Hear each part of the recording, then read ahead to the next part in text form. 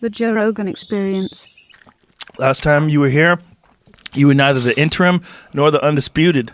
Now you got it all. I'm the double interim champ. You got it. Why say double? You keep saying that. Double interim. Double interim. I don't know, because Robert Whittaker's the champ. Yeah, he was. You knocked him out. You're the champ.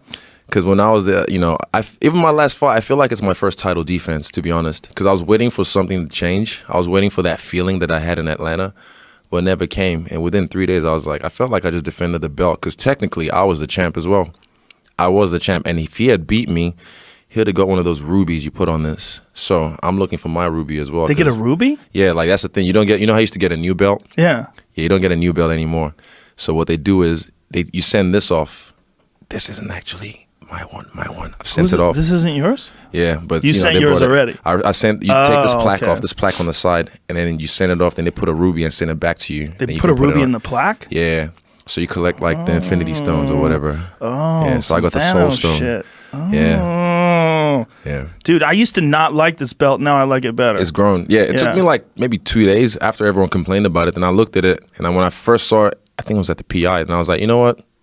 I fuck with it. Yeah, I for a while I was like, the old one was better. And now I'm like, I don't think so anymore. I like this nostalgia. one. Nostalgia. Yeah, it gets you every time. This one's cleaner. Yeah. It's just like sharp. More legible. Yeah. The old one, it was cool. And I still like to, I could buy one on the website, hopefully. But but those are light. Yeah, but you just for like nostalgic purposes and just because, you know, I've been a fan. I should have got one of those. I came at the end of it. Colby's still walking around with one.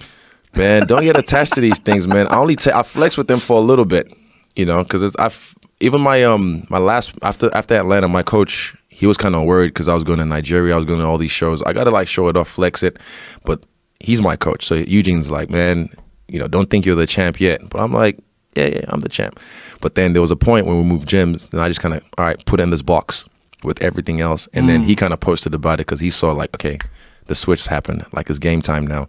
So same thing. I'm doing my tour right now, victory tour, walk around, do all this shit. But then even being at the fights last weekend, I got FOMO because, you know, after the fights, I see what's up, people talking about me, rah. So I'm like, man, I got to get back to the gym. So when I get back, I don't even look at this thing. That's interesting. So you're aware that you could get too into the moment. Yeah. You can get too wrapped up in the fact that you won the title and maybe slack off a little 100%. or maybe take yourself too seriously. Yeah. Because I mean, a lot of people, this is their goal.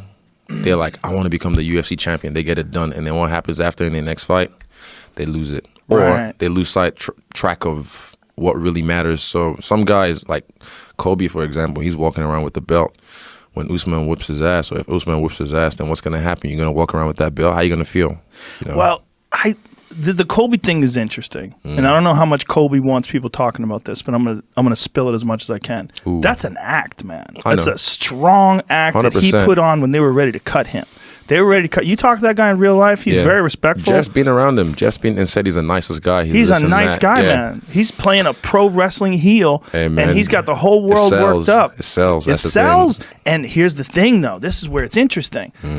It tricks people because he seems like a goof. He wears this stupid fucking cheap blue suit. He wears that MAGA hat. Does that smile. He's got the old belt. Yeah. You know it's not a legit belt, right? Yeah. But he did win the interim title, and they took it from him for no reason. It doesn't make any sense.